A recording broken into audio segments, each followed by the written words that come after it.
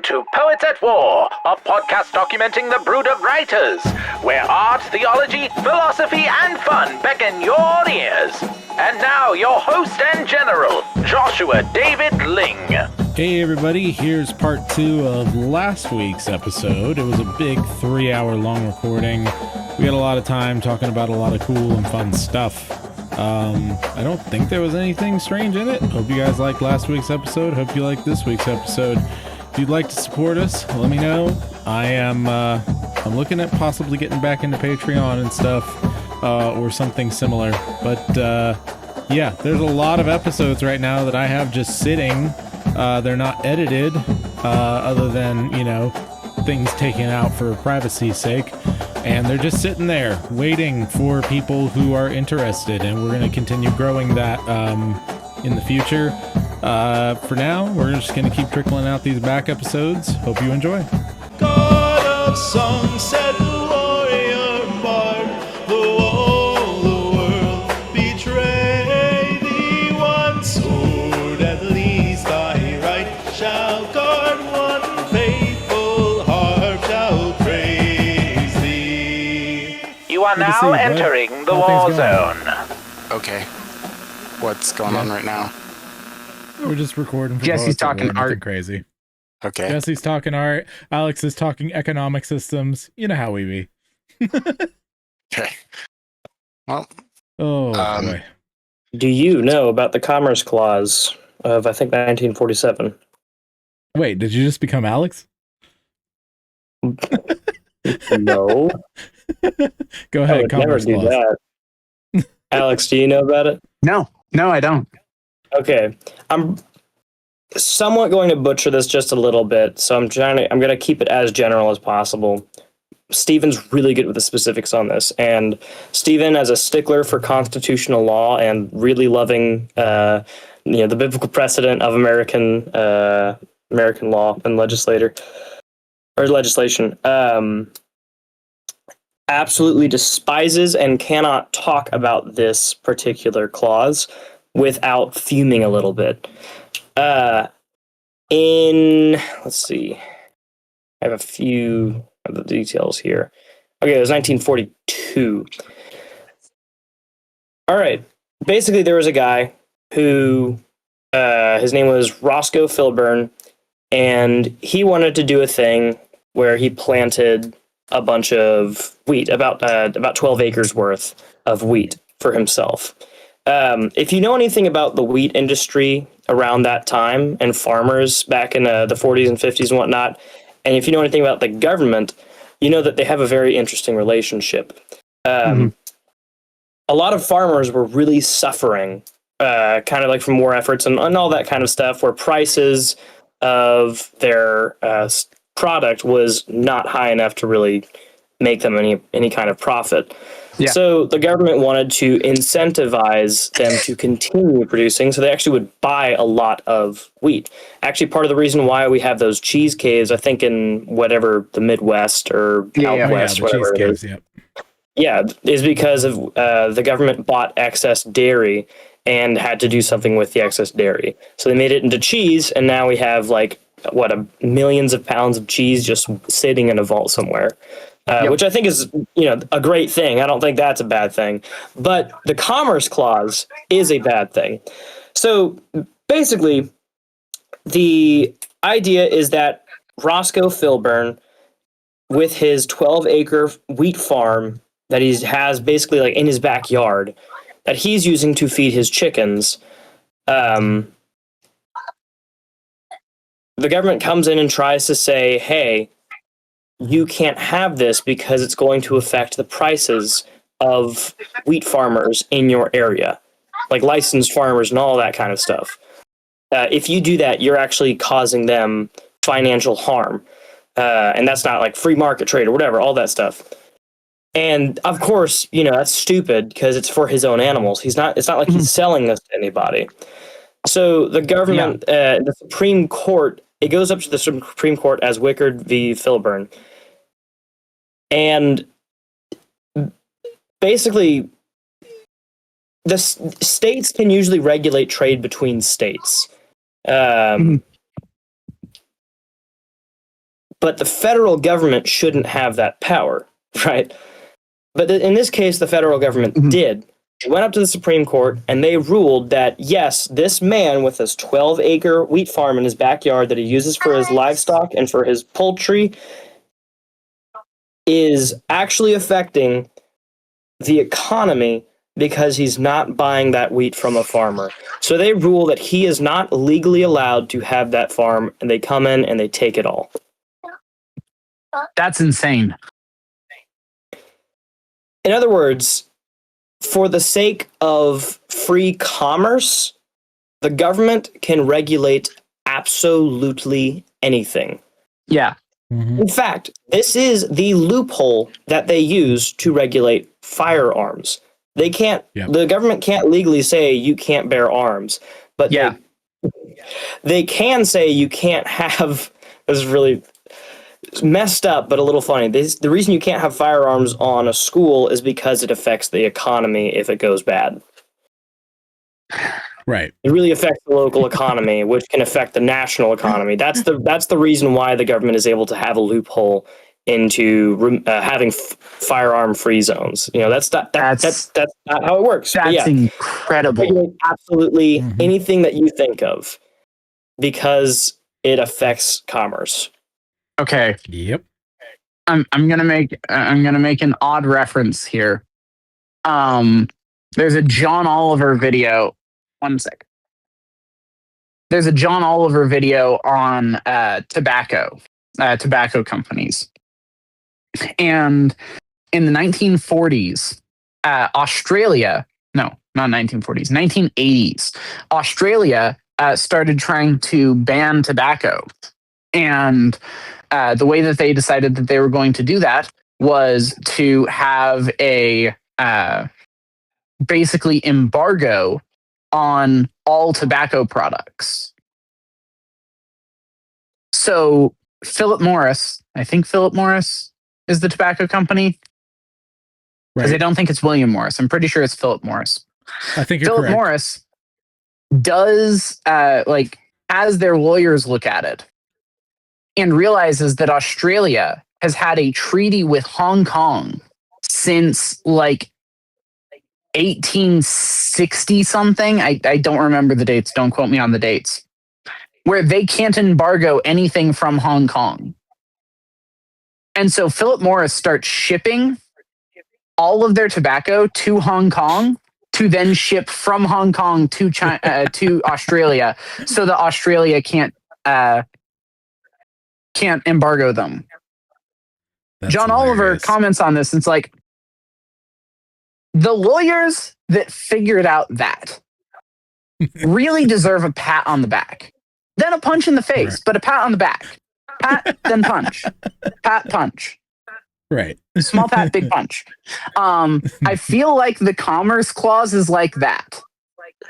Like the way that they apply that to firearms is like, you know what? You deserve a pat on the back. Then a punch in the face, but a pat on the back first. Yep. Definitely. Did you have Jesse, did you have any other thoughts on what I was saying as far as economics goes? I don't understand enough about economics to really have a say on it yet. So, not really. Joshua and I were just going. All I know is that I get paid and I like money. Fair enough. My camera is lagging, but it doesn't look like OBS is, so that's weird. Anyway, that's exactly how capitalism works. Basically. So you know the Jackie the Phoenix thing that I had talked to you about, Alex, a while back? Yes. I was just thinking about it recently, along with several other things. I'm actually doing a role play with Casey based on it, just a little bit, to not just to flesh us some stuff out, but just to have some fun with her on occasion. And one of the things that came to mind recently with this terminal thing that I've been playing with, like making little like HTML terminals, obviously, I mentioned you could create a game with it, like a text-based adventure game, or even a video game, full motion video game where you have different options to move around. Yeah. I was thinking about this, and I was thinking, what if, since Jackie the Phoenix is such a weird mercurial story, I feel like that would be a really cool way to do like an audiobook based game where you essentially go different directions based on you get the idea, the concept I'm throwing out there. But then I was thinking also, wait a second, would it be music or would it be like just an audio drama? It'd probably have to be an audio drama, or at least partially an audio drama. And then I was thinking back to like our project. What if we moved away from opera and went to musical, in that we have, especially Broadway musical, in that there are these transitional speaking moments? Because that would solve a lot of our Suno issues.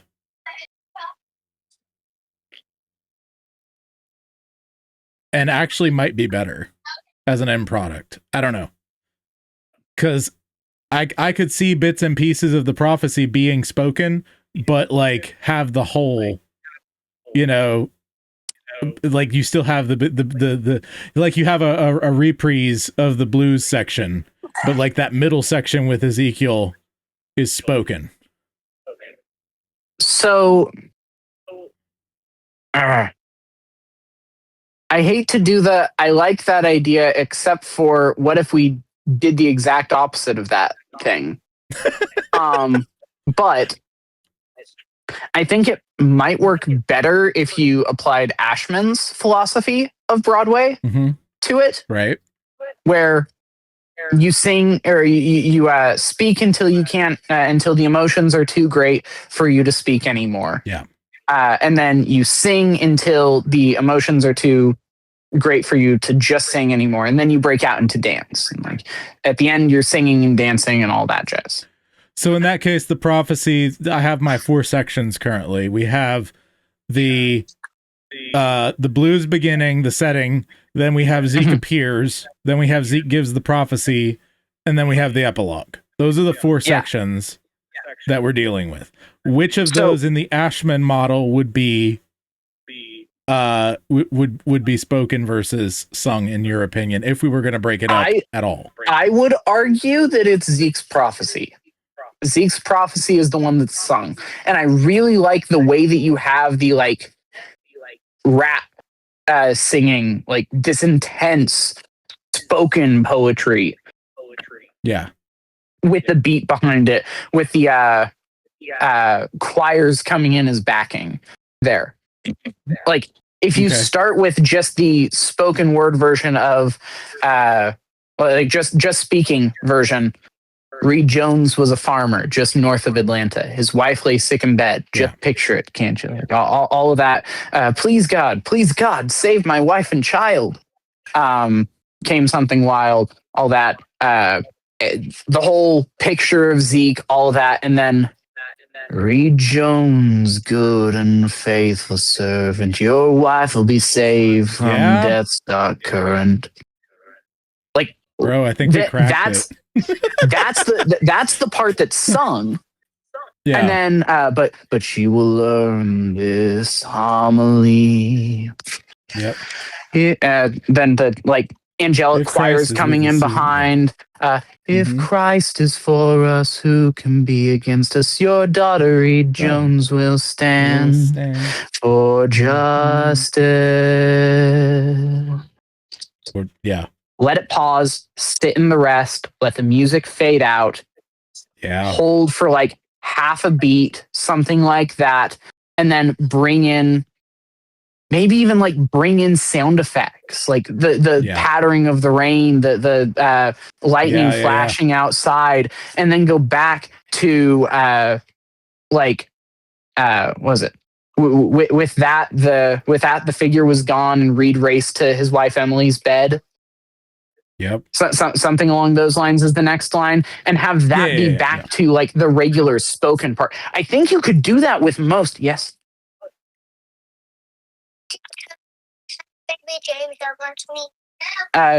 she can pass it to you, right? I can pass him to you. I think you could do that with most of them. Yeah. Like the one that I'm.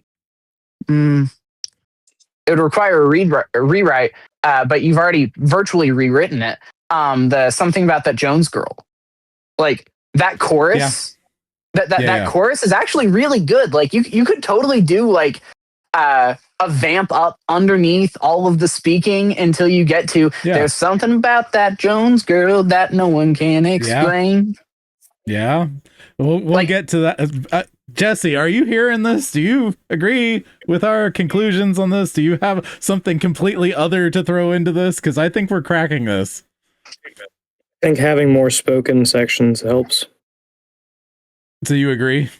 It definitely simplifies things. Do you think the Ashman model is what we should go for? Which, say the whole thing, Alex, so he hears it if he doesn't know the Ashman model. And it's just good to have on record for the podcast. The Ashman model of musical theater. This is Howard Ashman's theory. Howard Ashman wrote The Little Mermaid, wrote The Beauty and the Beast, Little Shop of Horrors, wrote the Genie songs for Aladdin. None of the others, but the Genie songs. His model of his way of explaining how to write Broadway theater is that you have your characters speak until the emotion has grown so strong that they can't merely speak anymore. And then they burst out into song, and then they sing until the emotion has grown so strong that they can't just sing anymore. And then you have them break into dance, and by the end of the song, everybody on stage is singing and dancing and going wild all over the place. That's the point of the number, is the idea that you're following the rising motion.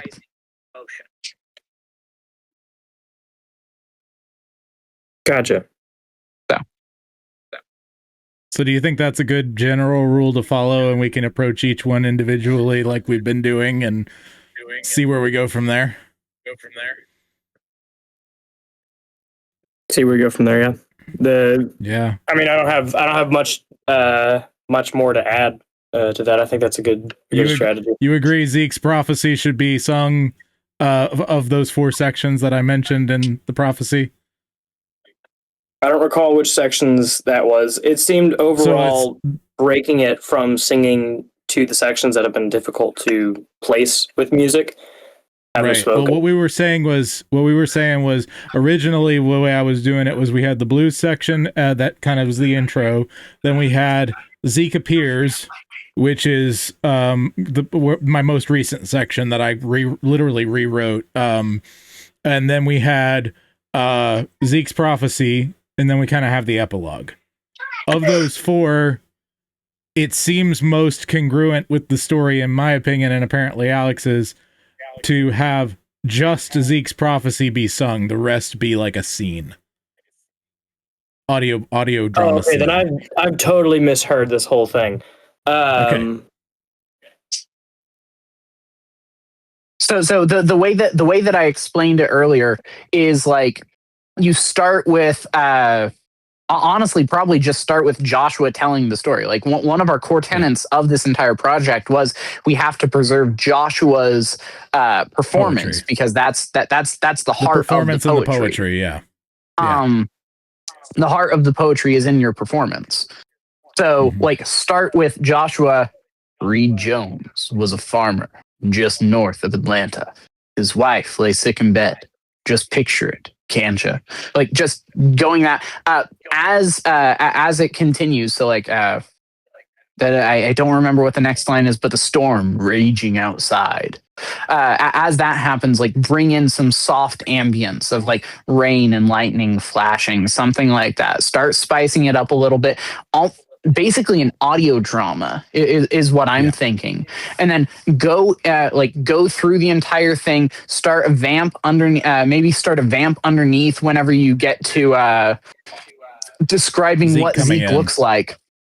Yeah. And then have it hard cut to Reed Jones, good and faithful servant, your wife will be saved from death's dark current. Your daughter will be born, but she'll be born with power. All weather before her eyes will cower. Like that, all that. Yep. And then she will endure great adversity. She will lose everything, but she will learn this homily. And then angelic choirs come in. If Christ is for us, who can be against us? Your daughter, Reed Joan, will stand for justice. Fade out, let the instrumentals fade out. Hold for a beat of silence. And then start fading back in the thunder, lightning, rainstorm, shutters shaking, whatever, and then have the epilogue after that. The high signal, low noise beacon. You can get started in just a few. Well, now you're losing. Okay, now I understand what you're talking about. I actually disagree. Because you're losing your biggest piece of showmanship. Thank you. Being the singing. Sales. It should start slow, and Zeke's part should be the most impactful part of the song.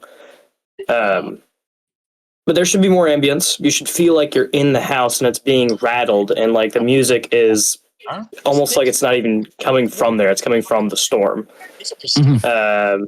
Ooh, I like that. Which means it would need to be played a lot. It would need to be played with a lot, but what? Like, is he ungrateful? Why didn't you want to? So, like, that's the narrator. The narrator like, is removed from the situation, so he's good to sing it, or at least have a nice meter to what he's saying. It doesn't mean it can be like spoken sing, where Johnny Cash I style. don't have the lyrics. Kind of. It can be kind of more Johnny Cash style. Yeah. $6. But if you remove most of the singing, then it kind of like you said, it becomes an audio drama, and poetry is usually set with a musical tune. Yeah. So it should be less Adventures in Odyssey and more the Odyssey. I don't think we were so much saying, well, yes, but I'm not calling for an Adventures in Odyssey so much as, like, quite frankly, what I think he and I were suggesting was closer to, like, what Beauty and the Beast does for its sound, but just sound version. As opposed to shooting for that, what's the guy's name? Instead of Epic Van Hamilton, we're going for Beauty and the Beast and Tangled, and things like this, where we're essentially creating the backing for an entire movie. We'd love to animate this at some point, or get some people doing animatics for it eventually, whatever. But like, we're gonna get there when we get there, right? I'm really not like stuck on this idea. I don't think that this is like the way that we have to do it or anything. I think it could work, but I also think that the album idea that we have been working on with the entire thing sung through will also work. I'm not hung up on this, which is why I said I don't want to. I was hesitant about saying this because I didn't want to do the let's scrap everything that we've done so far and try a different project, because that's not going to be helpful. We should actually get something finished. But I will point out just as a benefit of this as a project down the road. If we don't if we don't like it, because we all three need to be on the same page about this before we continue. But as a hey Dante, what's up, Dante? I'm here, and I'm like, well, I have to join now. Heck yeah. Well, there you go. But it would be very interesting as a statement of faith in reality, as a statement of reality, to have the most impactful moments of this story, this very human story, because like Guardians is a tremendously human story, be sung like that. That gives that gives a that goes back to the deep philosophy of not it goes back much farther than Howard Ashman, but that deep philosophy of singing is a human experience. Right. And it's it an overflow of human emotion. Exactly. And I think that works on a thematic level, not having everything sung, but having the highest moments of the story sung through. Me, Jesse. And have a lot of those. Like have a lot of high moments with high emotion and great singing. Yeah. I'm not entirely sold on this. I think the album project that we have right now will work. I think I need to do a demo of it. I think I need to do a demo of this idea, and we need to think it out and talk it out. Yeah. Because I think it's a good idea. Aaron, we're getting we're getting whatever you're listening to. Oh, you are? Yeah. I guess my headphones are loud. Yeah. Well, you can mute when you're not talking, so that's fine. Okay. What was I going to say? So I think, Jesse, you have a lot to it when it comes to like the bard performance, but I can get a lot from my speaking performance too, as has been seen in my audiobooks and stuff. And I'm doing it in an audio drama. I'll just turn it up that much more. I want to try it. Also, since I have two of you here, I want to ask if you'll consider doing voices for the future, specifically on this project for you immediately, Jesse. I would like you to voice Reed Jones. Reed Jones specifically. Yeah. Sure. Okay, got it. Georgia accent, your voice, figure it out. My bass was Tom Riley from Adventures in Odyssey, but you can figure it out. Like, I think because you were weirded out by my voice, I want you to do it better. Challenge. You mean specifically where he's saying, please, Lord, please, God? Yes. Also, you're going to have another line besides just that, because I rewrote the one section, and I want to keep it as the way I rewrote it, because I think it's better, poetry-wise. Which he also has some other lines later on in the poem. Yes. And so you'll have a couple lines. I'll get that to you soon. But and then Dante, since you're here, I'm surprised you remembered. I hadn't mentioned it yet, and I don't know that Jesse has mentioned it to you yet. Have you, Jesse? I don't think so. Okay. Jesse doesn't tell me anything. We're doing some kind of musical-ish sort of thing. Might have some radio drama stuff, as you might hear, for Guardians of Atlanta. And I would like you, if you can work on pitch control with Jesse and singing areas and stuff of that nature. And if you feel like it, to voice William Avery, who is one of the main characters, goes by Crusader. He is a knight superhero kind of character. And I immediately thought of your voice. Yeah, no, I'm not joking. You were very into wanting to do voices, and so if you can work with Jesse on pitch control, I would like to just straight up offer you the part. We're not going to get to him until 10 songs or something like that. Maybe even more, a couple more, because his story doesn't begin with him speaking. It's more him being raised and stuff like that. But the second story involves William. The second full episode involves William. Yep. So, are you into that idea? Do you want to do that? You freaked out there for a second.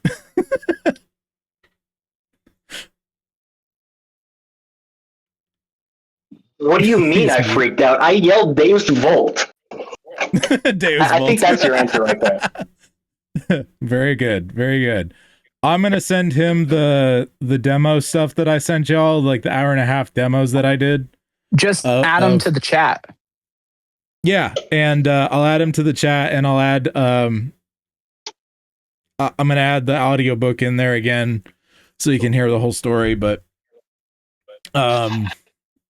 yeah, we're working on it. We don't know all the details yet. We're working out details of what's going to be sung, what's going to be possibly audio drama, it could end up being a full Hamilton sort of thing, Hamilton epic sort of thing, or it could end up being more of what Alex was suggesting, which is more of a Howard Ashman sort of thing, where certain sections are sung, basically, which I'm leaning toward at the moment, and I'm going to do a demo on. Jesse's not sold yet, but we're all trying to figure it out. Jesse and Alex are my northern stars, and I basically need to get them to pass each of these songs / tracks. Well, one of us is the North Star, one of us is your Southern Cross. There you go. So I guess Jesse's more southern, so I guess he gets the Southern Cross. Fair enough. I'm your Midwestern star. That feels weird. Midwestern. Midwestern star. As far as earlier, whenever you guys were initially talking about it, I was distracted by drawing, but understanding now more, because was it Sideways? Who was that? The guy who made the video? Which one? Sideways does make some good videos on Disney stuff. Which one specifically, like Hunchback or what? The Hunchback one. Yeah. Yeah, that was Sideways. Yeah, okay. Anyway, now understanding more where you're going for, I think somewhere in between where it's currently at and some sections are spoken, somewhere between there is good. Where we should focus, if it's going to be a spoken section, there should be a backtrack. There should be music going on. Yes, absolutely. Absolutely, 100%. Yeah, so this whole time, let's say for the prophecy, you can still have like the ambience and maybe even the guitar picking with that do do do do do do. Absolutely. Yeah, and yeah, okay, that makes more sense. I thought it was like the music then breaks in at these times. Nope. We're talking about a full sound. I would lean a little if you more just listen to Beauty and the Beast and it had a narrator. If you were listening to the movie Beauty and the Beast and it actually had a narrator that was telling you what the actions of the characters were. Mm-hmm. And it's the full poetry, you know? So whenever certain characters might not necessarily be singing, there's still music going on, and they might still be a little melodic. So they're not necessarily singing like an absolute banger. But for example, interlude in you get more melodic the more the emotions coming in. The interlude in what? Yeah, progress. The interlude in progress moves wherever the Joneses are talking with each other.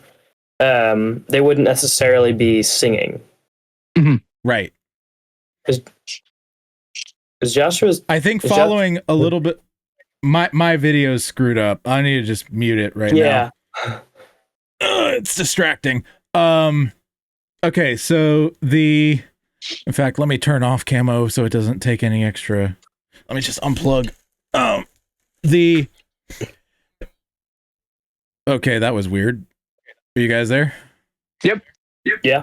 Okay, when I unplugged my camera, hold on just a second. My headphones went out, which is very odd because they're not at all connected to each other in any kind of... Okay, now I'm back to headphones.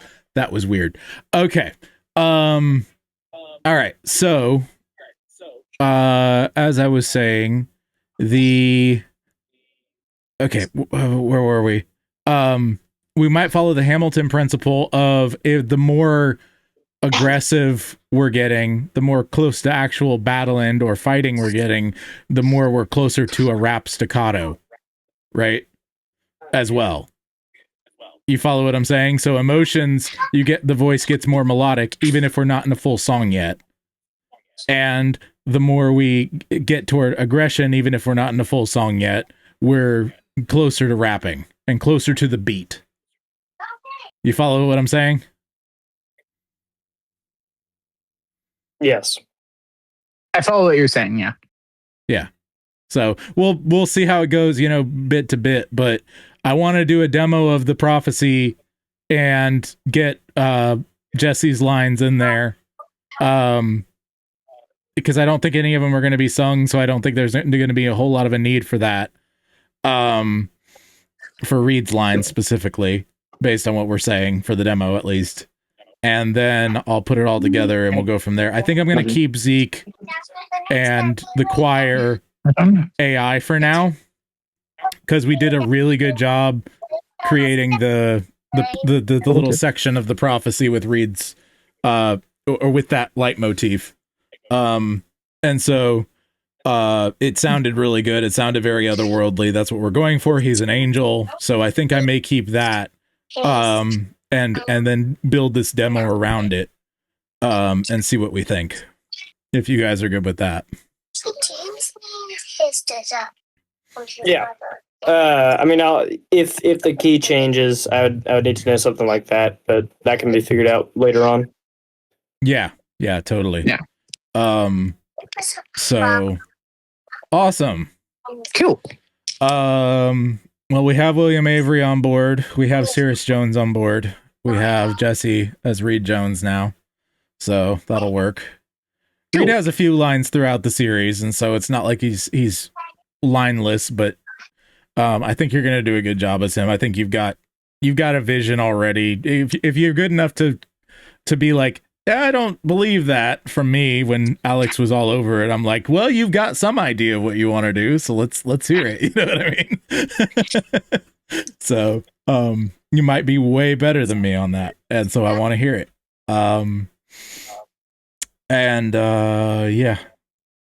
Well, I do need to get going here in a few minutes, and y'all can hang out and talk if you like to. Yeah. I'm also needing to get going. All right, Aaron, we'll see you, man. Have a good one. See ya. What were you guys going to say? I got one thing that I'm wanting to chat with Jesse about, but that's on the whole conversation on clothes that we had in the Brood. Well, I might stick around for some of that. You might go ahead and open that one up. I feel like I was involved in a segment of that at some point. I don't that was a few months ago. You're not in the message just popped in. Oh, Brendan, what's up, dude? I exist. We were just barely exist. My camera's screwed up. I guess you think as well then. Well, I mean, if we're doing the backwards from Dante, sure, but unfortunately, having worked in retail, Descartes. Unfortunately, having worked in retail, I know that there are many people who exist but do not think.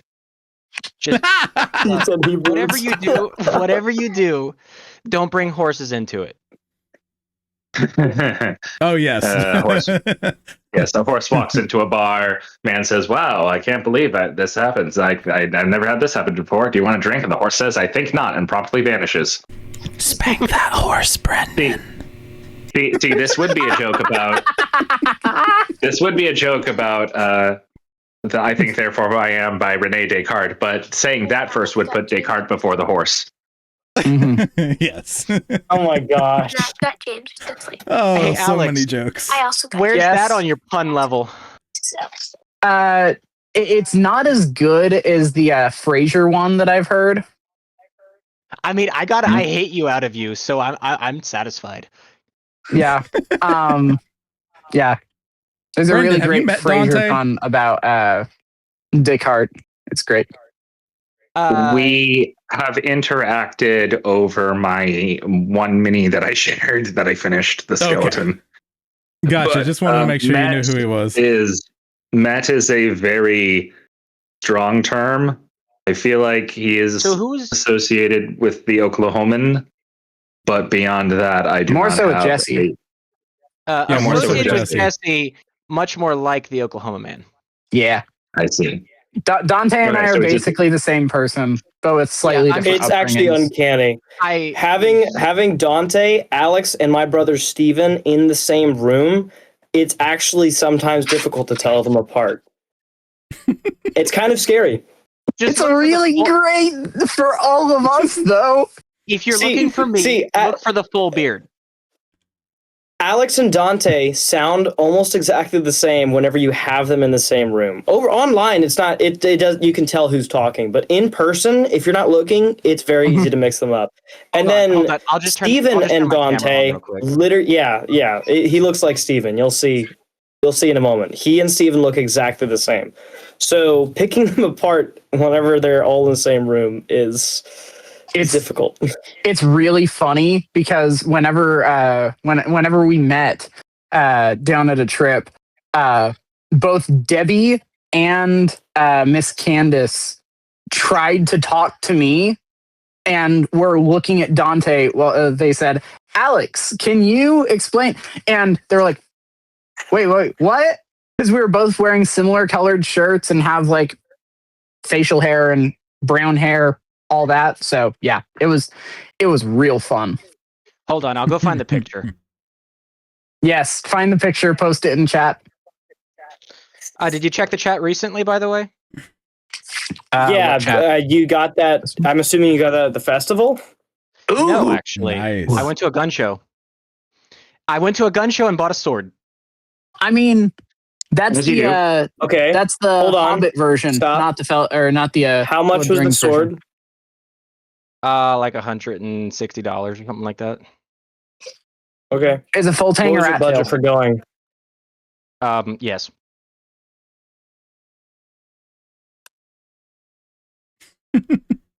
What? My budget was yes. Oh, I thought you were responding to the full tang or rat tail question. Oh, also, this Why didn't you get a gun? What are you? is a bathrobe. Yeah, That's unlimited fantastic. power. Okay, I can see. That. No, full tank or rat tail. I have no idea. Okay, It is Probably rat purely tail, then. display, and I will never use it to actually hurt somebody unless they break It's into a my house. sword-like object. It is I not have meant two- for actual use. It is I just have a two other sword-like swords as object. well. Yeah, it is a sword-like object. I have two other sword-like objects, but they're from The Witcher, so I'm not sure if anybody's familiar with that. I am not. I really want to get a shoot. Yeah, I want to get a Kriegmesser, but Yeah. Nani the what? I just said yeah. Oh, he took off his headset and he was looking left and right. I think he was trying to get himself to look like Alex for a second, but I don't know. They're multiplying. Well, Alex, I find it funny that you say that they sound so similar, because when it comes to like when you first listened to like my podcast, I think one of the podcasts that I was on with Joshua, you were basically just saying everything that I said like a few seconds before I would say. Yep. As like, absolutely. So that was fun. Yeah. So I don't sound like you. You and me and Steven and Dante in the same room would probably be enough to drive at least one of us crazy. Should we add it would Ian? cause a singular amazing. It would be me. Yes. Should we add Ian to that? Nah, because yeah. Well, he's balding, so it'd be really easy to tell them apart. Oh, it's the little Oklahoman. Izelle. Izelle, that's her name. Sorry. She's not little. She's perfectly sized for a Zell. She is Zell size. Bite-sized for an Alex. Did you still want to get into the topic with Jesse? Yes, I do. Cool. After that, I do need to go, but I did want to get into that. Yeah. Maybe after that. But I want to, Brendan, I wanted to know, do you have any drawing practices that you do? Regularly? No, which is a problem. Okay. When I was on the 31st, a few years ago, I did a drawing routine where I basically just went through books and I would draw the pages of the books. Was it the most goodest form of study in the world? No, because I didn't necessarily understand the anatomy I was drawing, but I was drawing it regularly, which is better than not. Yeah, but right if it was now, like full on copying. Well, I mean, okay, one of the books was Bridgman, right? Which apparently was a mistake, but Bridgman like explained what he was doing. And so I would look at the drawings he would do, copy the drawings while at the same time, like trying to process what he was saying in the book. So it wasn't like it wasn't mindless copying, but it was functionally copying in a way. Some people would call that reference work. Because it was studying from a book, and I was like just using the whole he would talk about wedges and shapes and things like that. I would just sort of try to process that. Again, I think it's better than just like mindless copying, but it was just basically copying in a sense. Gotcha. It sounds like you're already aware that it probably wasn't the best for spatial reasoning. But if you'd like, I could get with you sometime and figure out some cool drawing practices. That's just something I want to do for some of the folks in the Brood, and you happen to be here. And I think you're the only visual artist in this call. There are a bunch of I have a couple of YouTubers that I kind of sit on. And I watch their stuff and I go, man, that's a really good thing to do. And then I promptly walk away and never do it because I have other things that I would rather invest my time in, frankly. But sure, one of the guys, he has a 30-day how to get better at drawing in like 30 days or something like that. Yadokar? Actually, this is Draw Like a Sir. He's a German dude. Okay. Never mind. I'm thinking of like a Philippine guy or something. And his whole shtick is basically you're drawing shapes. Like the first 10 days, you're just drawing squares, my guy. Well, no, actually, the first 10 days was circles of various ellipsis shapes.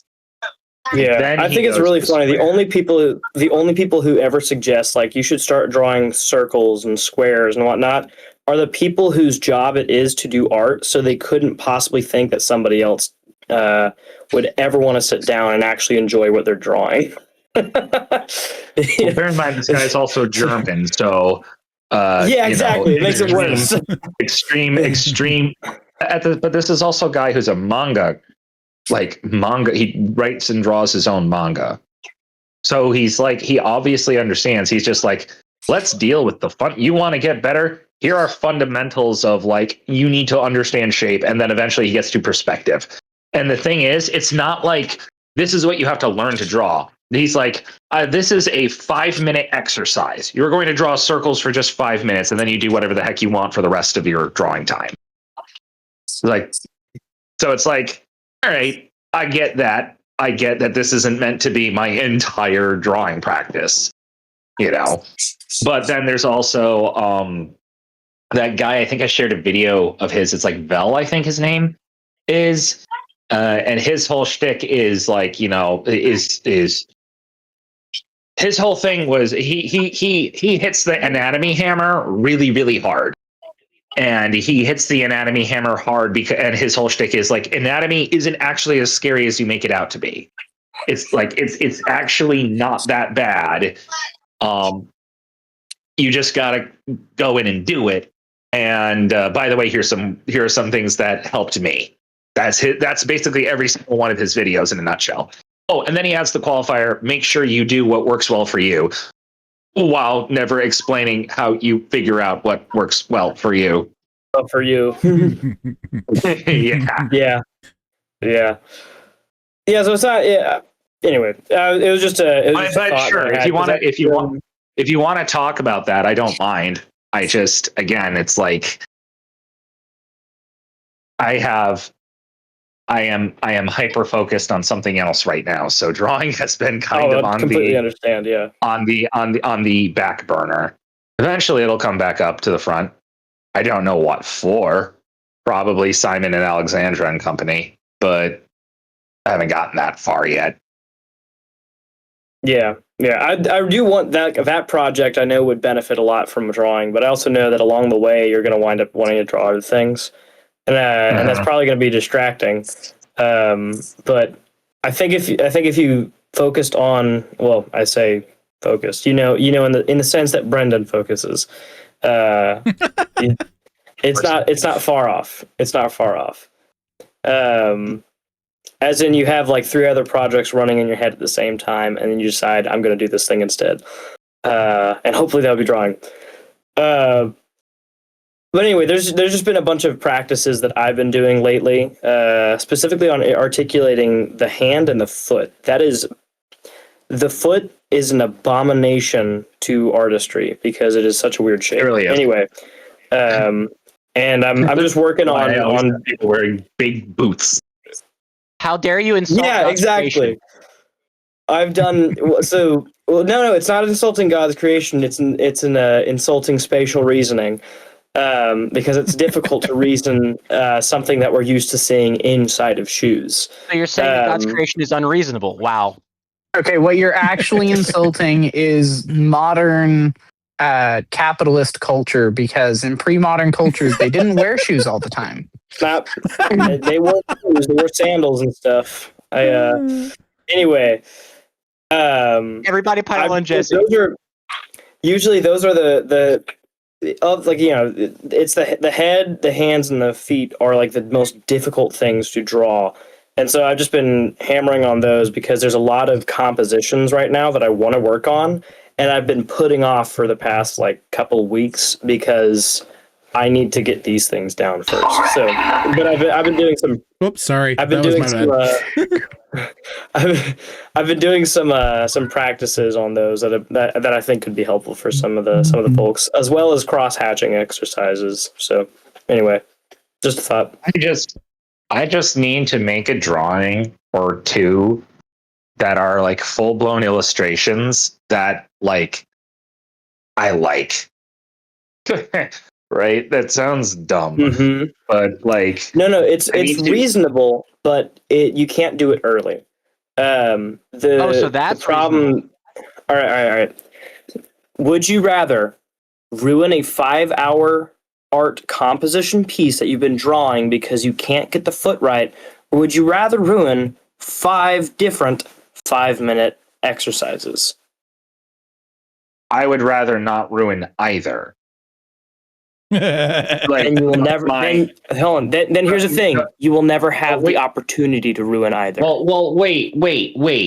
No, listen. Like, I was being facetious, but like the point that I'm trying to make here is not that I'm going to ruin. Yeah. Obviously, the answer is you ruin the 5-minute thing. But if I have to practice again and make crap that's not going to see the light of day, or make crap that I am bored with because it's just 5 minutes of practice and I know it's practice, which is why I never exercise, because why would I exercise for myself? If I'm going to exercise, I might as well get something else out of it, like firewood. Like if I have to go through, well, I'm just going to practice drawing this character. It's just practice more and not, I'm going to try to make a illustration. I have no intention of selling this, but gosh darn it, I want to make an illustration. Okay, I wasn't sure if you folded it. Like that's my problem, right? I'm running into that with the painting test models. Like every artist for like miniatures saying you should, if you're doing an army, you should paint a test model, do it quickly, do it sloppily, and that way you get something, you know, you can figure out if what you do works or not. And that's fine and dandy, and I can do that, but if I do that too many times without like actually trying to make something that I like, it kills my soul. All right, I'll show a couple of examples of this philosophy that I've been kind of working through recently. All right. Recently, I did a little exercise to draw some hands. Obviously, this whole page, this kind of sucks. I think this was the first one that I did. It's not too great. Here, it feels like right, but then it starts to lose its proportions and it becomes flat over here. So I realized, okay, I need to figure out again how to draw a hand, because I was literally I just did that for fun. I also have an example over here with the foot, which is probably a little more comprehensive, but I'll go into more detail with the hands here. So I realized I need to block out the space. Now, I'm testing a bunch of different methods here for making it literally a block, sectioning it off, and making it into articulated joints and whatnot. and then another example of it being blocky, even proportioning it. And I kind of use that here where I'm starting to section the hand, but then the distance of the finger is way off. So obviously, pretty much all of these really suck, and that's fine. Because what I'm trying to do is, rather than making an entire hand and trying to make it perfect every single time, because it's going to fail, instead, I'm just going to pick one thing to focus on each time. So I'm going to try to focus on making the fingers look better in this one, and the rest can kind of be a little sloppy. Because this is specifically practice. I don't really intend on this seeing the light of day. And then eventually I got a little better with something like this, where sure, the lines on the fingers are a little crooked, but it's well proportioned out and it's well sectioned. Then it starts to get here where it's looking better. This kind of fails a little bit, but I'm getting the spatial reasoning of the hand, because hands are really easy to model. And then I was able to get, don't mind these, this is a weird finger thing that I'm able to do. And I was able to get here because of it. These look miles better because I was sectioning it off and spent all of this time on 2 different pages trying to figure out how to section off the hand and understand it in 3D space by transferring it onto 2D paper. Obviously, I mean, altogether, this page and this page is probably like 45 minutes of drawing and listening to music. So not everybody has that kind of time, but I will say it was extremely helpful, because now I'm at the point where I'm like, I'm still going to do more hand practices, but I'm like, I can draw a hand now. And kind of the same with the foot. And now the next thing I'm going to be doing is the head, because I've really struggled with that for probably the past year. I used to be good at it, but I haven't been recently. So noses are an abomination also to space. Just saying. Yeah. I just Very, can't get very my difficult. nose right, says Eugene Fitzherbert. Debbie is trying to rest. So I like, that's good what you've done. That I get that. That's a good philosophy. It's a good systematic method of working through stuff. And I'm not saying that I'm never going to practice. When I said I need to just get a good drawing down, I'm not saying that's the only thing I'm going to do. What I'm saying is, in order to motivate me to keep going past whatever practice I do, I need to get an illustration that makes me like have good, happy feelings, right? I need to complete something. In mini painting, there's this idea of you basically focus on what's important.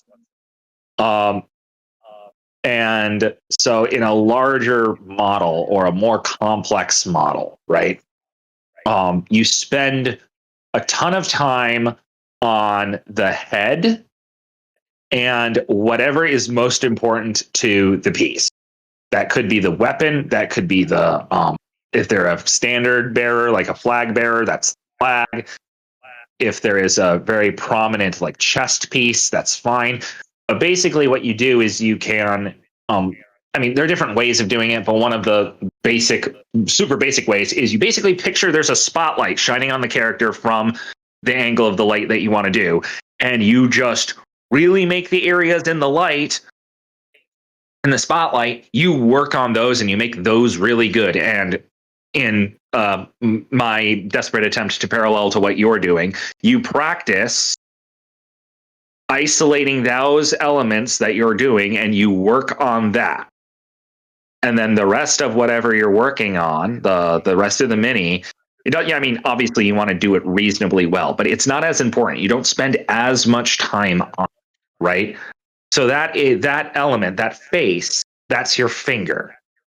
And you do that over the course of multiple minis, and eventually you get really good at doing, I don't know, upper torso or whatever. Human in armor, I don't know, fire effects. Pick your poison, right? Mm-hmm. So what I'm saying is that I'm not I'm not opposed to practicing. It's just for my wanting to keep going, for the thing that makes me actually keep going on something. I need to complete a thing, right? Even if it is like, Yes. and that thing can't just be, oh, look, I have drawn a hand a whole bunch of times for 45 minutes. And it kind of looks better now than it did before, because unless the hand is part of a larger piece like that, and the hand is prominent in that piece, which you can totally do. You can have a art piece revolve around a hand. That practice isn't gonna that practice. Yeah, it'll be good for my drawing, but it won't help me come back and sit back down at the table, which is what An I'm entire art concerned piece about. revolving around a hand is the Addams Family. Is Right, so- that a positive form of the psychological trick that casinos use? Like a little bit of victory encourages you to stay for a Yes. larger victory? Yeah, and they'll give you a victory at the beginning if they know that you're a first time comer, so that you continue to do it, and then they give you less and less wins over time. It's really wicked what goes on in there. Anyway, part of the thing with messing up a bunch of practice stuff like this, I have another page as an example here where I'm trying to figure out this kind of like Egyptian style to a world building project that I have. And obviously, they're kind of That's a good. Twi'lek. Some of them kind of definitely I aren't. thought similar to Dante. Togruta. I thought that Or looked like a Togruta. Twi'lek. Yeah, thank you, Joshua. Because whenever I Togruta. drew it the first time, I was like, that looks like a Togruta, and then I was like, oh, that's right, they were based off of Egyptian headdresses. So I was like, okay, in a way, it kind of looks like a Togruta. And Yes, Yeah, Ahsoka's like a yeah, Togruta. and in another on the other page, I was like, you know what? I'm just gonna make like a whole costume design here, and this felt like a win. But all of these, for the most part, felt a little negative. The thing about practicing like this is it's negative reinforcement, and not everybody's personality works really well with it. I'm perfectly fine with somebody saying to my face, "This sucks. Do it again." But not everybody is. And I guess that's because I've had to make a lot of baby horse projects where somebody just wants to put a baby horse where it doesn't belong, right? It doesn't work. Don't put it there. So anyway, this is just a system that's been helpful for me. And that's kind of where I've been finding like, hey, this works for Jesse. I want to figure out what works with Brendan. I want to see, because you're doing it with minis, and apparently you enjoy them enough to continue doing them. So it's interesting that the same thing isn't translating over to drawing. So I want to figure out what that is about. Well, I mean, I haven't actually, I painted another dude. I haven't painted another dude again within this week. I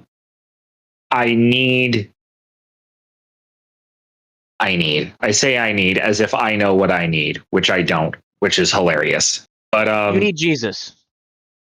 Listen here. You're right, but that's a different You issue need altogether. some milk. That is less correct.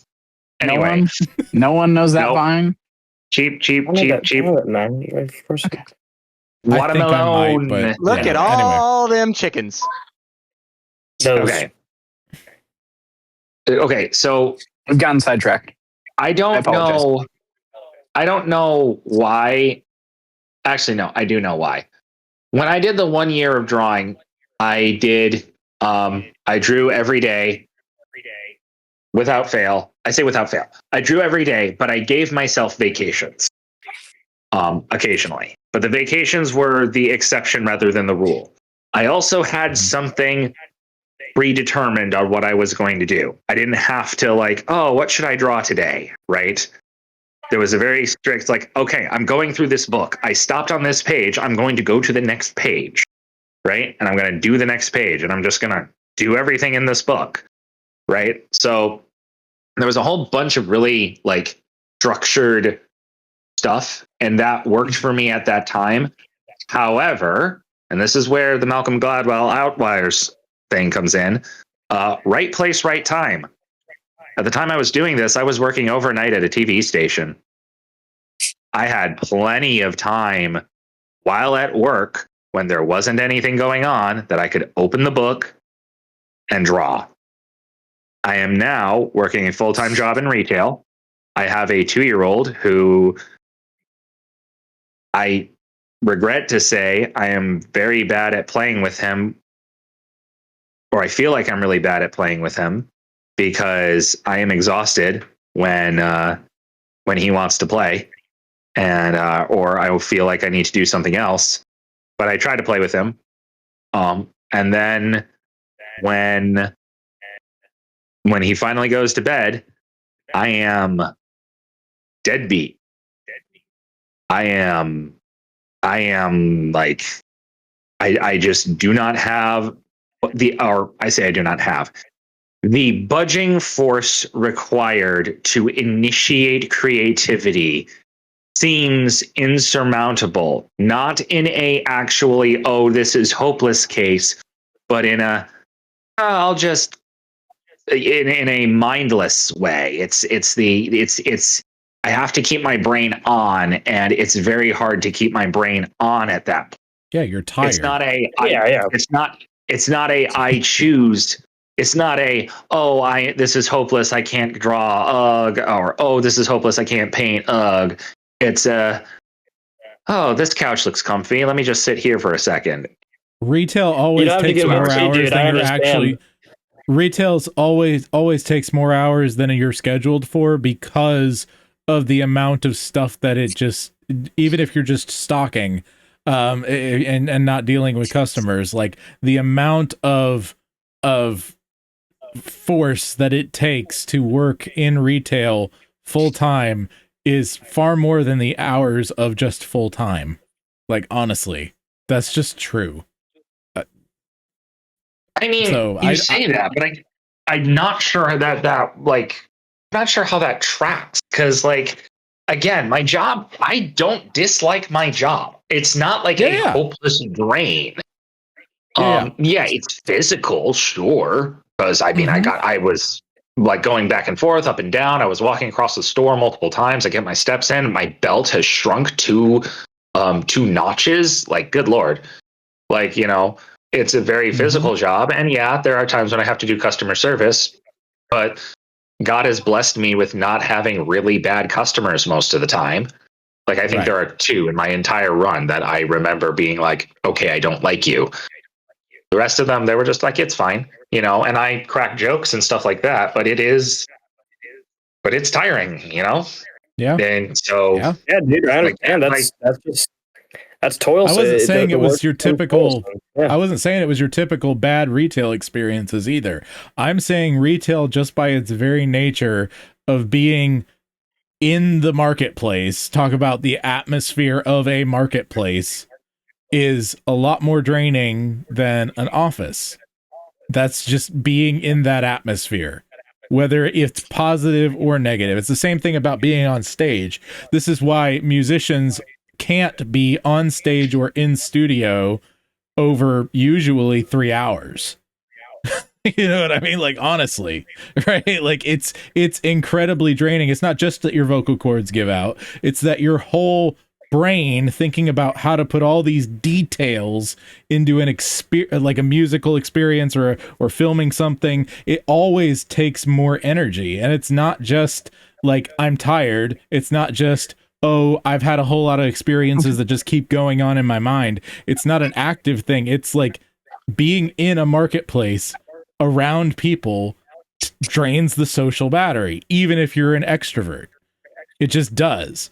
The same thing for performance, whether you're doing it in studio or on stage. I'm realizing my upper limits of audiobook reading.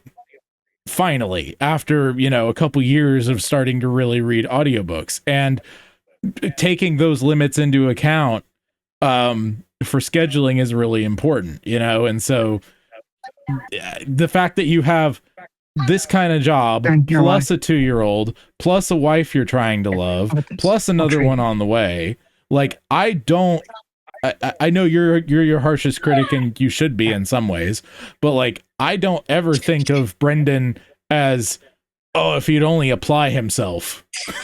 You know what I mean? Like, it doesn't mean that you're never going to get to it either. God's going to have his timing on that, and I know that sucks, and you're getting through it, and we're trying to help you through it. That's what I'm trying to say. Elsie is being haunted by ghosts, it looks like. It's the bar people next door. They're in a fight right now. I can hear them. Oh. Nice. What you were describing about being exhausted, about being stuck in the same place, reminded me of that one video of Ian McKellen. Ian McKellen, yeah, Blue Room. Yeah, starring McKellen in the Hobbit. In the Blue Room, yeah, and the way he just broke down because he couldn't. There weren't anyone around. Yeah. It's a similar thing, you know.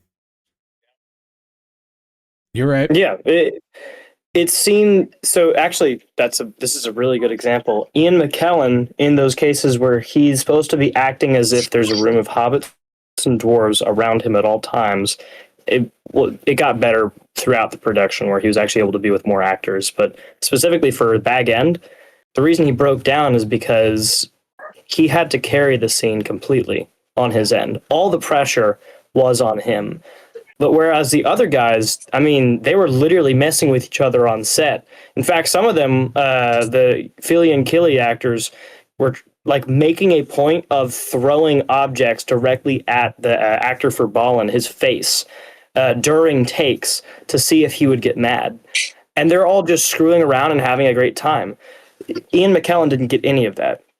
So I think what you're kind of experiencing here is all the pressure is on you, and you don't have the opportunity to be around all these dwarves in an unexpected party, screwing around with each other and throwing food at each other's faces.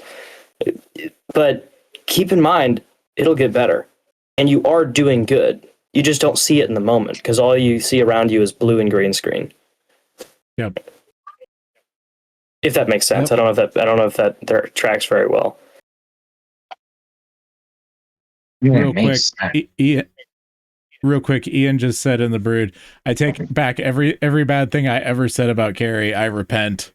And he said, by the way, he and I are both suffering from rumination tonight and could use your prayers. So anyway, so rumination is one of the worst and best states to be in. I thought that was New Jersey. But I was making a nation state reference joke, but okay. Also, New Jersey's just one of the worst. Anyway, go ahead, Brendan, with what you were going to say, if you have something. My dad's from New Jersey. Well, your dad is an exception. Is he the only good thing that's come from New Jersey in the last 100 years?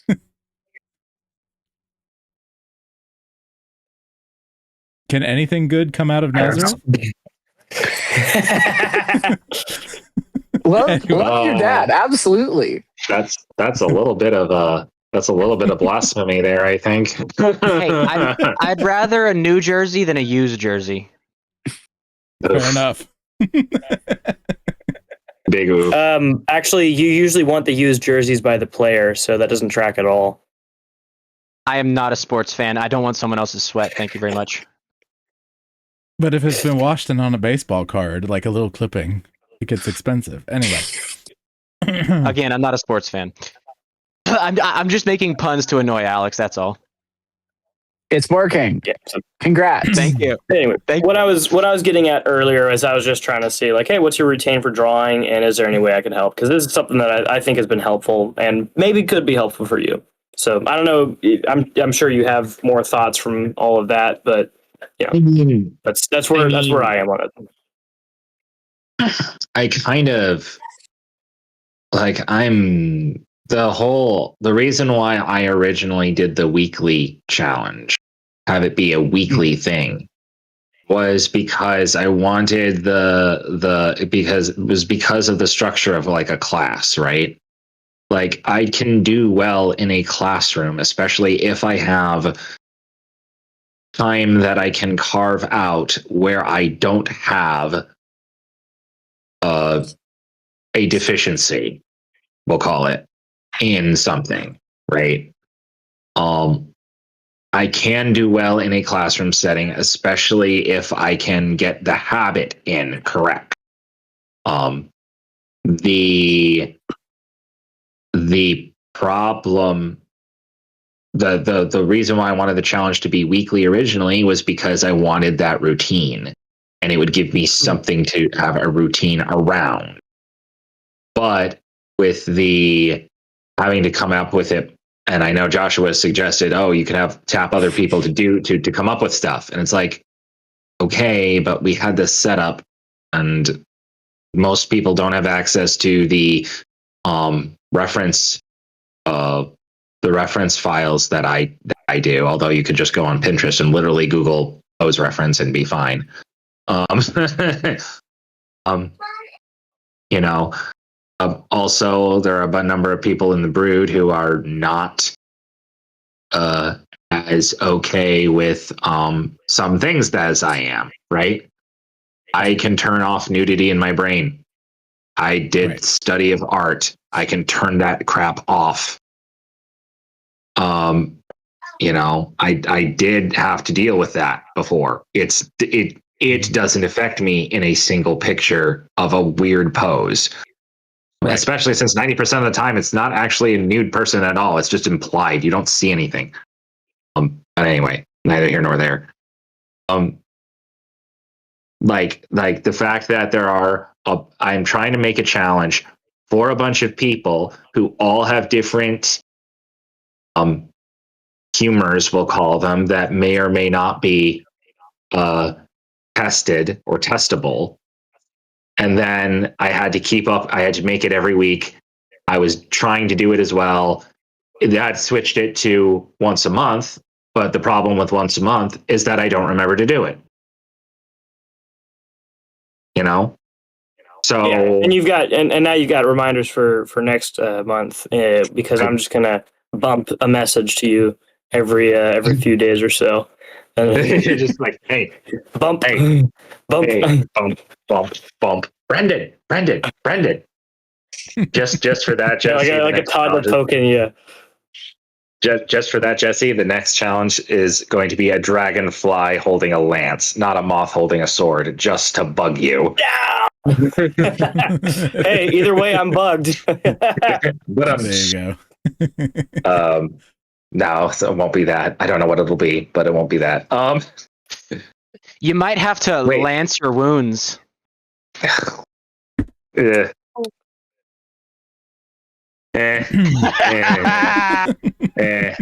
got a head shake.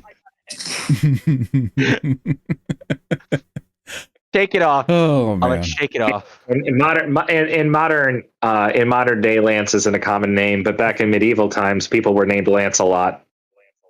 But I'm just... Yeah. Alex, you want to go ahead and say your thing to Jesse now? Yeah. Quick before the puns keep going. Okay, so you were talking about clothing and how modern clothing doesn't suit the frame of men particularly. And are you familiar? Is anyone here familiar with this book, Offering of Uncles by Robert Farrar Capon? Good. I've heard of it. Didn't Jason Farley talk about it? Yeah, Jason talks about it a lot. This is his metaphysical treatise. Like this is the thing that he takes his metaphysics from. Primarily, obviously the Bible as well, but like this is the primary lens that he uses. And he's got an extended section in here that I wanted to get your thoughts on. It's like 5 pages, if I may. Okay. This is in the middle of a chapter, so if it references back to anything, we can go back and find it, but I'm just going to read this section. One might think that the very bodiness, the corporality of human nature would be proof against the grosser forms of unreality. It seems only reasonable to hope that the fact that we are things would keep us from wandering off into the more monumental historical irrelevancies. But it is not necessarily any more so here than it is in the arts and crafts. As a matter of fact, it is probably safe to say that since the human body is the main thing in the world, it will be the subject of the principal perversions, the most unhistoric oblations, and it is. Take, first of all, the notion that the body is, by its very nature, evil, unworthy of, or inimical to the real being of man. Oriental religions, of course, have made the most of that idea, but there is hardly a thinking part of another world that hasn't had an attack of it at one time or another. No doubt most modern people, misreading St. Paul on the subject of warfare between the flesh, fallen nature, and the spirit, God and the Holy Ghost, think that the Christian religion takes a dim view of the body in all its parts and passions. Puritanism is commonly looked upon not as a Christian heresy, which it is, but as the genuinely Christian view, which it is not by a long shot. Set down here, therefore, the fact that unorthodox Christianity has nothing against the body, or the fact that Orthodox Christianity has nothing against the body and everything for it. First, God made it. Second, God loves it. Third, God took it to himself in the womb of Mary. Fourth, he walked the earth in it, not with disdain, but with enough obvious pleasure to acquire a bad reputation in the eyes of fussy people. And finally, he died, rose, and ascended into heaven, and reigns forever as the incarnate Lord in a body, with flesh, bones, and all things appertaining to the perfection of man's nature. The problem raised by Orthodox Christianity, problems raised by Orthodox Christianity are anything but Oriental. They are embarrassingly, shockingly fleshly. The current age, if it hears the true doctrine at all, finds it not too spiritual, but too material for its tastes. It is not God who is too refined for man. It is man who finds God-announced's way of doing business slightly vulgar. Or take the long and peculiar history of sexual fetishes. There are a few places in this world where man has been content to leave the glorious normality of the human body, male or female, alone for long. Not satisfied with offering up lips that looked like lips, or skin that looked like skin, or feet that looked like feet, tacit the rest, he has resorted to doing tricks with them, usually rather sordid tricks, and almost as often grim, solemn, quasi-religious tricks. Only the prurient find them entertaining. We easily see the unhistorical offerings of other nations as unhistorical, but at home, in our own backyard, we are not always so clear. We grow used to our fetishes. They become second nature. One man's meat is another man's perversion. The nearly universal penchant of the human race for shying away from the real shape of the body and fastening its desires to irrelevancies ought to be a giveaway that something radically unhistorical is going on. When the body has to be pinched, stretched, or reprocessed before we can get enthusiastic about it, there is a good case to be made out that it is not being loved or offered as a body. The history of fashions in dress fits nicely into that case. In spite of the fact that scriptures mention clothes only after the fall, I do not think that clothing can be dismissed simply as an attempt of Adam to hide his shame. Dress is as much an art as is cooking. If you are allowed to put chives on top of rice, it must be equally lawful to put lamb's wool on top of a man, provided only that you do the job historically. Both the chives and the rice, both the wool and the man, must come through the operation enhanced, lifted, offered. The true materialities involved must be respected, and the conjunctions between them must be appropriate. But, given that, clothing is one of the glories of man, in heaven we shall wear white robes, no doubt something more stylish than flour sacks, too. The picture of Christ in majesty at the beginning of Revelation of St. John the Divine is not only majestic, it has a hint of sartorial elegance. The golden girdle is not a necessary piece of equipment. It is a stunning and gracious touch. Clothing is with us for good. Nudism, it would seem, is only another wrong term. It is like restricting yourself to raw vegetables. The unadorned body is indeed glorious, is indeed a glorious thing, like the unadorned apple. But the man who will rob me of my pie, my strudel, my turnovers, and my sauce is unhistorical and mad. I have no truck with him, and I will have no truck with him. An apple vested with pastry is not less, but more an apple. It is an apple displayed and regnant. The art of embellishment, perhaps that is the phrase. The arts of embellishment, perhaps that is the phrase. Man dresses his meat.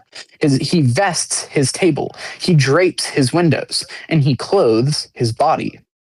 That the decorative arts are not as grand as the creative arts says nothing against them. They are still an oblation, and as such, they enter the web. The idiocies of history of tailoring must not disenchant us about the sanity of the subject itself. Bad Baroque is only the failure to embellish germanely. Euphemistic prose is only speech offered up without real respect for language. And foolish fashion is the same. Whatever man does often, he will also do badly, with alarming frequency, but he must not be stopped for all that. To walk through New York City is to see everything at once, especially in the matter of clothing. Much of what one meets the eye, is, of course, dreadful. For every woman whose clothing is a compliment to her body, there are 5 who walk wrapped in insults.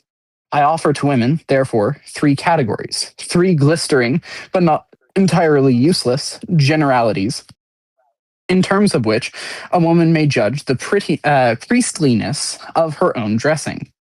By her clothing, a woman may turn herself into a frump, or a tomato, or a woman. The frump is the woman who, either by ignorance or by choice, does not really dress at all. She simply puts things on. Poverty has nothing to do with it. You can find frumps in the fanciest parts of the city, and you see real women in the poorest. Dress depends, as do all the arts, on taste and craft and talent more than on resources. Money helps, but it helps only the artist.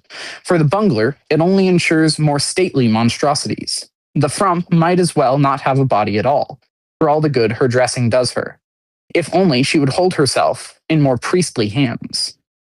The tomato, on the other hand, is another breed. As far as she is concerned, her chief concern is to display her body. But alas, the clothes she selects display only her unpriestliness, her inattention to what her body really looks like. She has, poor girl, accepted the fetishes as the truth. She has poured her body into a shape it does not fit, set it upon heels in which it cannot walk, and decorated it with whatever irrelevancies happen to have caught the current fancy. She draws, no doubt, the lioness share of the looks and whistles, but only because the crowd is as blind as she is. She always makes me a little sad. I see her as living evidence of the way we waste ourselves.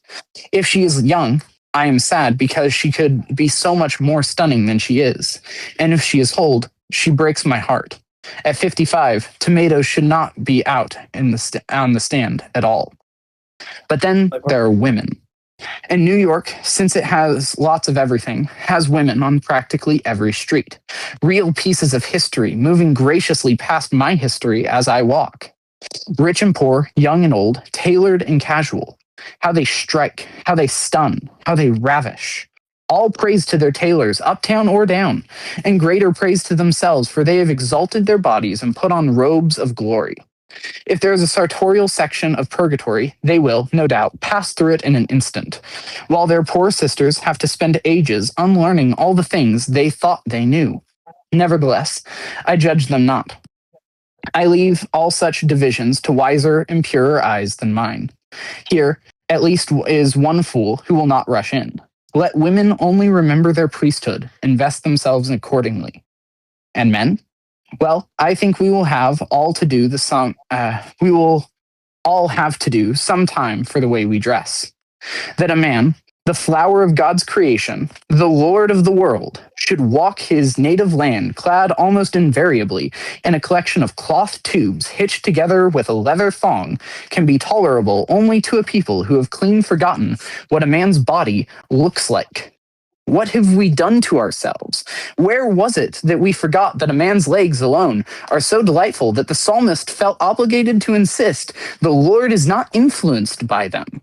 Why no kilts, no hose? Or, if you like concealment and majesty in your decoration, why no togas, no robes? Go and stand at the UN, watch an African chieftain glide by, then walk through Brooks Brothers, if you dare. As a priest, I have a privilege reserved to only a few in this dull age. Along with judges and academic dignitaries, I wear meaningful robes. It is an enviable distinction, and the envy can be felt. Most men will gladly put on a cassock, if only they can manage to set aside what the world has so foolishly taught them about skirts. And they will even more gladly put on a real cloak. While not actually a vestment, the heavy black Melton cloak is a standard item of a priest's wardrobe. When properly made, it is a vast semicircular garment, reaching from shoulder to heel and capable of keeping out any wind that ever blew. The ordinary name for it is a cemetery cloak, after the most notable place of its use. The vestment houses, however, sensing that they are dealing with greatness, gave it a grander name, capa nigra, or capa magna, and they frequently give it a deep hood or crown to crown the mystery. If you hand it to an ordinary man and tell him to put it on, he will always hesitate. It is like the marsh reed. It threatens to make too much of him. But let him wear it once, and you have a candidate for orders on your hands. Humankind cannot stand very much reality, but it loves the smell of it just the same.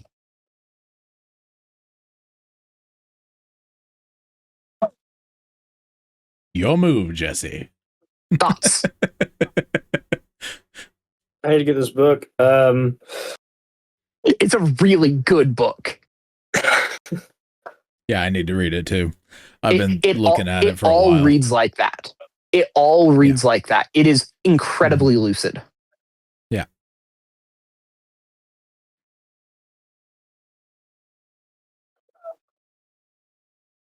Do you think anything that he said was against what you were saying, Jesse? No. Actually, the part where he mentioned that a man's legs are delightful enough to look at, that the psalmist had to mention them as well. That was part of the thing that I was talking about before. Like, you should have a little more dignity with showing your legs, which is why every youth pastor is in sin by wearing skinny jeans. For one, for being a pastor and unmarried, and two, for wearing skinny jeans. You should have a little more dignity for the glorious body that God made for you. I mean, he's not like building all the categories for everything about a man or woman's body. And he's not trying to say, like, here's the things that you should do. Yeah, he's saying, like, here are the principles that you should abide by. Work with those. The thing I'm kind of trying to develop is this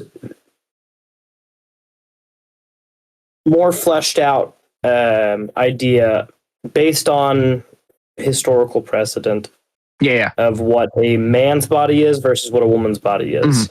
As far as specifically when it comes to style, like fashion and style, where I think it's the easiest to say that a man's body is a triangle. Sorry, a man's body is an upside down triangle, and a woman's body is a triangle. And if you want to get more specific about their bodies exactly, a man is an hourglass from top to bottom, and a woman is a diamond from top to bottom. And how do you dress accordingly? So if you take the... I think I've explained a little bit of this with Dante and Alex before, whenever coming back from FLF, but the idea is that the actual physical human body of a man, think Superman pose. His body is an hourglass, right? His shoulders are going to be wider than his hips, and his feet are going to be spread more than his hips will, about to where his shoulders are. That makes an hourglass. It makes an X from top to bottom. And of course, whenever he has his hands to his side, it's going to make it more prominent. But a woman's body, because the pelvis is going to be wider to accommodate a child, her hips are going to be larger than her shoulders, and her feet are usually going to stick a little bit closer together. So diamond. That's the idea that goes there. Which is strange whenever I start to say, as far as fashion goes, a man should be like a V and a woman should be a triangle. I'm mostly going there in the farthest formal way. A man, like a tuxedo, properly fitting tuxedo, is basically like, it shouldn't be tapered like slim cut jeans because that's terrible. But the silhouette overall is a V, and for a woman, it's a triangle with her dress. It's interesting to note as well. I was doing just a really, really quick Google search into traditional formal wear across cultures, and not all of them, but a solid like 75% of the menswear has like a line going down the middle that stops about here that ends up creating a triangle from the shoulders. And that's like traditional menswear from across the world, everywhere from like Malaysia to Africa to North American tribals. And that's actually one of the things that I want to develop more for that future article I've mentioned. Everybody inherently recognizes that the human body between men and women is different. Otherwise, we wouldn't be here. Yeah. No way. Literally, we would not be here. Dude, I need you to shout that from the mountains. Well, some people need to hear it because I won't go on that tangent yet. Yep. So, a man's body, it's going to be a V. Especially a particularly muscular man. I mean, if he has like the strong man archetype, then he still has a V shape, but he's going to be a little more rotund. Is that the right word I'm thinking of? Rotund in the midsection. But overall, is that the word I'm looking? Yeah. Yeah. Rotund is the word. Overall, his silhouette is still like an X. And whenever he dresses well, formally with a suit or he should be a V. I have way more on like as far as Western society goes. But right now, because literally this is part of the reason why I'm actually doing all these drawings of different cultures, is because I'm wanting to learn more about these cultures and why they have the dresses they do, kind of for this reason. So basically everything I'm doing, I'm trying to accomplish more than one thing. That's cool. That's a cool thing to So look at. real quick, just to follow up on that, and then I got to get going. But does Scottish formal dress, the kilt, the actual like proper attired kilt, follow or not follow what you're talking about, in your opinion, both of you guys? Not as far as like a formal V shape goes in the Western sense, but I would say because it covers the thigh. Yeah, it's covering. It's covering the thigh. I would argue that it kind of does. The kilt is the bottom part. Whenever you're talking about the V, you're talking about the like torso. And generally, at least in the depictions that I've seen, the dress that goes along with a kilt is like not a robe, but strips of cloth that go like this, or at least like this. Like you would have a strip of cloth that goes down one side. That's half of a V. You've still got that triangular like angularity there. Like I would argue that, and the kilt that silhouette continues is sort down. of a contrast. Well, the kilt silhouette still follows like really broad interpretation.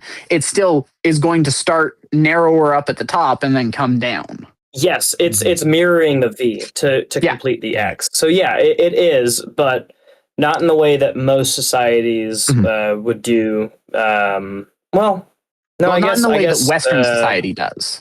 Not in the way that most Western societies, I should say. Yeah. So I would say it's a good. It's a good It variant. probably shouldn't be worn by everybody because not everybody would understand how to wear it. But right, yeah. I'm still learning. I understand. So one of the other things that I'm trying to figure out is a ratio or a fraction rather of the male body versus the female body. I think a man is in thirds and a woman is in fourths.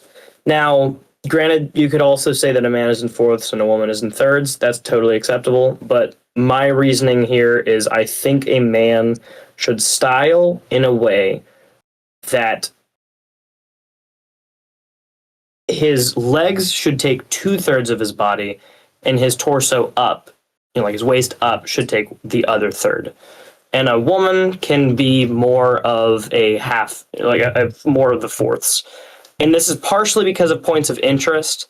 The points, if you take a man's body and turn it into thirds, then if I had a diagram, it would be a little more helpful here. But all the points of interest, head to navel, if you're going navel for to knees to toes. Sort of, yeah. The navel is not the navel. The pelvic region is going to be in the middle of the middle third. So it's still like being properly framed, although you could technically say it's more in the top third. So basically, golden ratio. That's great, and you can still find that with a woman's body, golden ratio, all that kind of stuff. But particularly, I'm thinking of points of interest on each body. So for a woman, it'd be knees, pelvic region, and breasts, and that would be the points of interest that it's going on in fourths. So that's kind of like the numerical ratio that I'm trying to figure out, because whenever you look at women's formal attire, the dress starts third quarter and down, but the top quarter of her body is typically not as covered, right? Think open, like the open top dress, all that kind of stuff. But a man doesn't have, a man's clothes don't cut off right there, and then he'd look a little bit like a faggot, I don't know if any of this is going online, but anyway. I can cut that out. You would look at, if you want. Yeah. If a man, yeah, sure. I mean, I guess it doesn't really matter. But if a man's clothes cut off right there, he'll look a little gay. He looks like a drag queen. He looks like a faggot. So that's wrong. He shouldn't do that. V's. Remember the V. Otherwise, he's rounding off his shoulders. He shouldn't be trying to do that. The man is usually covered up to about his neck. And that's broadly all cultures. The only people who don't do that, as far as men go, are slaves. Even men at war do the same thing. They cover up pretty much, head to knee, with the top 2/3 of their body, because that's the parts that are the most vital. So anyway, I've just kind of been ranting a bunch. These are just ideas that I'm still developing for this. I did like. You were saying I did like that section where he starts talking about specifically the glory of what is the glory of a man's body. And why do we dress so lazily? Yeah. Now I could get into all the modern society problems and we make androgynous clothing and sweatpants and sweatshirts that are way too large for everybody, so everybody kind of looks like the same frump, But it is more than that. As men, we're just lazier. We're tempted to be lazier in that area. And it's not to say that if you just suddenly start dressing well, all of your problems go away. But it can help you put you in the right mindset. I do think it is more of a, just generally speaking, the amount of time spent on looking good because of the way God has created attraction. It tends to be heavier on the female side than on the male side, and I don't think that's wrong. I would argue. I would argue that the laziness for men comes in accepting blindly the cultural standards, or technically lack of standards, around the way that we dress. It's not so much about it's right and good and proper for a woman to take twice as long getting ready for a dinner date than her husband. That is exactly what should happen. I would argue. Yeah, because he should be working. He shouldn't be spending time, Yeah. However, doing his makeup. A man's laziness comes in not curating his wardrobe to be what it ought to be, so that he can just grab a couple things out of the closet and look good, reasonably good. Is there an association between the fact that men are more attracted to physical features, whereas women are more attracted to abstracts? Yes, I would say yes. Yeah, that's perfectly normal. I mean, it's not that a woman doesn't find a man attractive who has like no. I'm a generalization. Yeah. Yes. Yeah. Generally speaking, where women look more for emotional security in a man, and men look for more physical attraction in a woman. It's not to say that neither does the other, but those are the things that we're more catered to. Yeah. And with that, I am going to go ahead and stop. Time on. I'm going to go ahead and stop recording and say goodnight, guys. Talk We'll to you see you later. soon. Good night, Joshua. Bye. You too can be a part of the brood of writers and poets at war. Just visit joshuadavidling.com/discord to join. If you're a true poetry patriot, you can support us on Substack and Patreon and get the recordings of all of our encouraging and strategic meetings, along with much more. Once again, all links can be found at joshuadavidling.com. Over and out. God of songs said